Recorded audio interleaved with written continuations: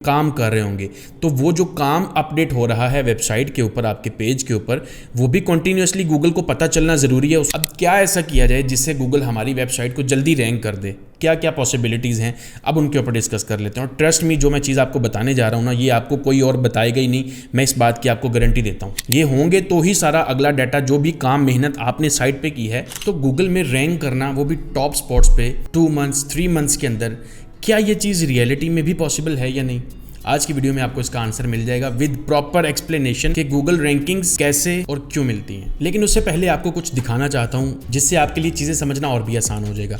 अभी स्क्रीन पे आपको एक वेबसाइट नज़र आ रही होगी। इस वेबसाइट का अगर मैं जो ग्राफ है, जो स्टार्टिंग का ग्राफ है ट्रैफिक का, अगर मैं आपको वो दिखाऊं तो 9 जनवरी से ये वेबसाइट का जो ऑर्गेनिक ट्रैफिक है वो 35 नज़र आ रही है, 7 जनवरी को 0 है, ठीक है। तो अब 9 जनवरी से लेके ये वेबसाइट आज अगर मार्च की 4 है जो मैं वीडियो रिकॉर्ड कर रहा हूँ, तो 2 माह, तकरीबन 2 माह बनते हैं और इस वेबसाइट की जो ट्रैफिक है वो 82,000 है।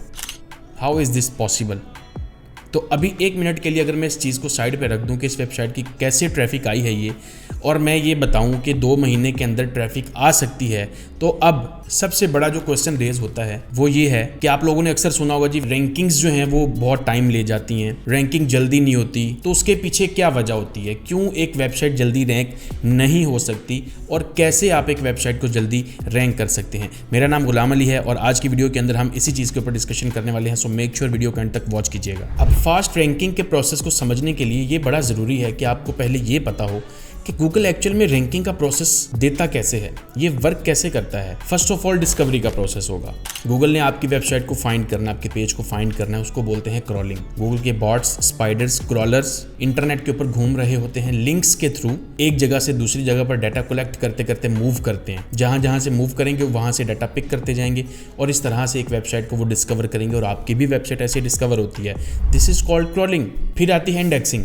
इंडेक्सिंग का मतलब आपकी वेबसाइट गूगल के सर्च रिजल्ट्स के अंदर शो होना शुरू हो जाए। दैट मीन्स अब वो एलिजिबल है कि वो रैंक कर सके। अभी रैंकिंग की बात नहीं हो रही, अभी सिर्फ ये बात हो रही है, गूगल ने उसको ग्रीन टिक दे दिया है, हम आपको अपनी स्पेस के अंदर जगह दे रहे हैं हमारे सर्च इंजन में कि आप भी रैंक कर सकते हैं। अब काम करें, रैंकिंग ले लें।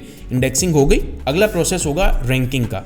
अब रैंकिंग का प्रोसेस वर्क कैसे करता है? अब गूगल के 200 प्लस रैंकिंग सिग्नल्स हैं जिनकी बेस पे एक पेज को गूगल रैंक करता है, एंड फिर जाके आपका पेज रैंकिंग अचीव करता है। अब जब आपका पेज एक डिस्कवर होगा तो गूगल उस पेज को एक स्कोर असाइन करता है। लेकिन जिस भी कीवर्ड के लिए आप रैंक करना चाह रहे होते हो, वहां से पहले अगर 200 बंदा बैठा है, 100 बैठा है, 50 बैठे हैं, आपका पेज उनके साथ कंपेयर होगा। गूगल ऐसे उठा के रैंकिंग नहीं दे देगा, आपके पेज को दूसरे पेजेस के साथ जो सेम कीवर्ड के लिए रैंक करना चाह रहे हैं कंपेयर किया जाएगा, और बार बार आपकी इंफॉर्मेशन अपडेट होगी साइट के बारे में, क्योंकि आप बैकलिंक्स बना रहे होंगे, नया कंटेंट पब्लिश कर रहे होंगे, इंटरलिंक्स बना रहे होंगे, काम कर रहे होंगे। तो वो जो काम अपडेट हो रहा है वेबसाइट के ऊपर, आपके पेज के ऊपर, वो भी कंटिन्यूसली गूगल को पता चलना ज़रूरी है, वो रिक्रॉलिंग के थ्रू होगा। तो इस तरह से आपके पेज को बाकी एग्जिस्टिंग पेजेस के साथ कॉन्टिन्यूसली कंपेयर किया जाएगा, ये देखने के लिए कि कौन सा बंदा सबसे ऑथेंटिक काम कर रहा है। तो वो ऑथेंटिसिटी बेसिकली किस बेस पे चेक करता है? गूगल रैंकिंग सिग्नल्स, जिसमें हमारे backlinks, content, structure, site design, site की स्पीड, हर चीज़ मैटर करती है। तो अब ये तो एक प्रोसेस आपको पता चल गया कि गूगल ने ऐसे रैंक करना है हमें। अब क्या ऐसा किया जाए जिससे गूगल हमारी वेबसाइट को जल्दी रैंक कर दे, क्या क्या पॉसिबिलिटीज़ हैं, अब उनके ऊपर डिस्कस कर लेते हैं। और ट्रस्ट मी, जो मैं चीज़ आपको बताने जा रहा हूँ ना, ये आपको कोई और बताएगा ही नहीं, मैं इस बात की आपको गारंटी देता हूँ। जब भी फास्ट रैंकिंग की बात आती है, वेबसाइट की एज बहुत ज़्यादा मैटर करती है। तो वेबसाइट की एज के बारे में क्या पता होना चाहिए आपको, ये समझना बहुत ज़रूरी है। आप लोगों ने अक्सर सुना होगा जी, ऑक्शन डोमेन्स, एक्सपायर्ड डोमेन्स पे काम करो, जल्दी रैंकिंग आती है। क्यों?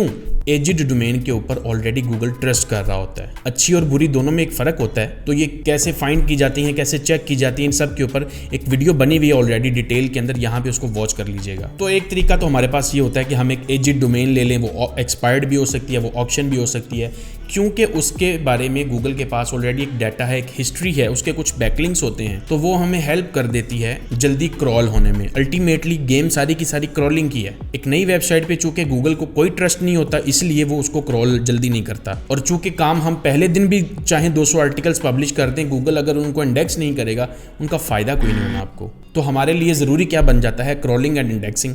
ये होंगे तो ही सारा अगला डाटा, जो भी काम मेहनत आपने साइट पे की है, उसको गूगल समझेगा। इंडेक्सिंग के बगैर वो पॉसिबल नहीं है। एक ऑप्शन तो ये ले सकते हैं जी कि आप एक्सपायर्ड या ऑक्शन डोमेन पे काम करें। सेकंड ऑप्शन आपके पास ये होती है कि कीवर्ड रिसर्च आपने बहुत स्ट्रॉन्ग करनी है। कुछ लोगों को कीवर्ड रिसर्च का कॉन्सेप्ट पता नहीं होता, कुछ लोग कीवर्ड्स गलत चूज कर लेते हैं, कुछ लोग कीवर्ड्स हाई कंपटीशन वाले चूज कर लेते हैं। जितना कंपटीशन ज्यादा होगा वहां पे उतना ही मुश्किल रैंक करना हो जाएगा। सपोज कर लें आप एक ऐसा कीवर्ड चूज करते हैं जिस कीवर्ड के लिए और कोई बंदा काम नहीं कर रहा, आज आप उस पर आर्टिकल लिखो, एक फ्रेश वेबसाइट भी होगी ना, कल वो रैंक कर जाएगा। तो कीवर्ड रिसर्च के लिए जो टॉप नंबर 1 का टूल मैं बताता हूँ ना, वो Ahref है। स्क्रीन पे एक सेलर का नंबर आ रहा है, ये ट्रस्टेड है, मैं भी इससे लेता हूँ, आप ले सकते हो। अदरवाइज कीवर्ड रिसर्च के बारे में अगर आपको कंप्लीट वीडियो देखनी है, आप यहाँ पे वॉच कर सकते हो। तो यहाँ तक तो ये हो गया जी, आप एक एजेड डोमेन ले लेंगे, ले सकते हैं, नहीं ले सकते, दैट्स अनदर सिनेरियो।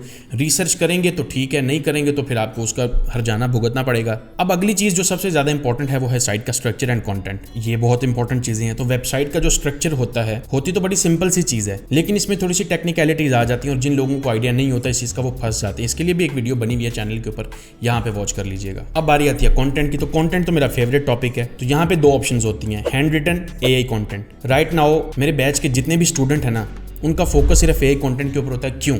पैसा बचता है, टाइम बचता है। अब हम AI को यूज़ करके एक आर्टिकल 1 घंटे में जनरेट कर लेते हैं, जहाँ पे हमें 6 घंटे लगते थे एक आर्टिकल को बनाने में और पैसे अलग लगते थे। तो रिसेंटली अभी जो बैच चल रहा है ब्लॉगिंग मास्टरी बैच 4 का, उसी के अंदर भी मैं ये चीज़ सिखाने जा रहा हूँ कि किस तरह से हम ऐसा कंटेंट प्रोड्यूस करते हैं जो सर्च में रैंक भी होगा और यूज़र को पसंद भी आएगा। बहुत एक लेंथी प्रोसेस के बाद एक आर्टिकल बनता है। ऐसा नहीं है ChatGPT को बोल देते हैं हमें आर्टिकल दे दो, वो आर्टिकल देता है, हम साइट पर पब्लिश कर देते हैं। ऐसा नहीं होता, बहुत मेहनत लगी है उस प्रोसेस को करने में। लेकिन कुछ चीज़ें मैं ऑलरेडी अपने यूट्यूब चैनल पर शेयर कर चुका हूँ और करता भी रहता हूँ। आने वाले दिनों के अंदर एक गिव अवे भी करूंगा। जो प्रीवियस बैच था उसमें भी मैंने कुछ चीज़ें सिखाई हुई हैं, तो वो कुछ लोगों के लिए वो गिव अवे भी करना है मैंने। वो 15 मार्च को होगा। तो मेक श्योर आपने चैनल को सब्सक्राइब करके रखा हुआ है ताकि आपको उसकी अपडेट मिल सके और आप उसमें पार्टिसिपेट कर सकें। लेकिन कुछ लोग सिर्फ वही चीज़ को अगर डेडिकेटेडली सीखना चाहते हैं तो वो पर आवर कंसल्टेशन मुझसे ले सकते हैं।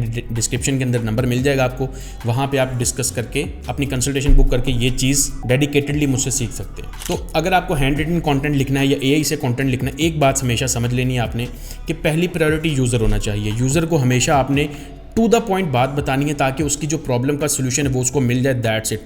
उसके बाद बाकी जो कंटेंट है ना, वो सर्च की डिमांड पूरी करने के लिए होता है। क्योंकि सर्च इंजन के अंदर आपसे पहले अगर कंपेटिटर्स बैठे होंगे जो रैंक कर रहे हैं, तो उन्होंने जितना कंटेंट लिखा हुआ, आपको उस कंटेंट का मुकाबला करने के लिए कंटेंट लिखना पड़ेगा। तो इस चीज़ का आपको बहुत ख्याल रखना पड़ता है, आपको कंपटीशन का ख्याल रख के ही चलना पड़ता है आगे। तो ये वो चीज़ें हैं जो फास्ट रैंकिंग में आपको हेल्प कर सकती हैं। अब there are many other things. आपकी साइट अच्छी लोड होनी चाहिए, फास्ट लोड होनी चाहिए, मोबाइल रिस्पॉन्सिव होनी चाहिए, टेक्निकल एरर नहीं होने चाहिए, 404, 301 इस तरह की चीजें नहीं होनी चाहिए। फिर वेबसाइट के ऊपर डे 1 से लिंक बिल्डिंग भी आपने करनी है। मैं वो भी बता चुका हूँ उसका प्रोसेस क्या होता है, कि नई वेबसाइट के लिए लिंक बिल्डिंग करने का क्या प्रोसेस होता है, कैसे की जा सकती है, मैं वो भी अपने चैनल के ऊपर शेयर कर चुका हूँ। तो मेरी हर वीडियो के नीचे अगर आप जाके कमेंट्स पढ़ोगे ना, आपको पता चलेगा कि मैं कितनी वैल्यू अपनी वीडियोस के अंदर प्रोवाइड कर रहा हूँ without charging anything. Give away में पार्टिसिपेट करना चाहते हैं तो चैनल को सब्सक्राइब कर लें। तो आज की वीडियो के लिए इतना ही। वीडियो पसंद आई है तो लाइक कर दीजिएगा। मिलते हैं अगली वीडियो में, तब तक के लिए अल्लाह हाफिज़।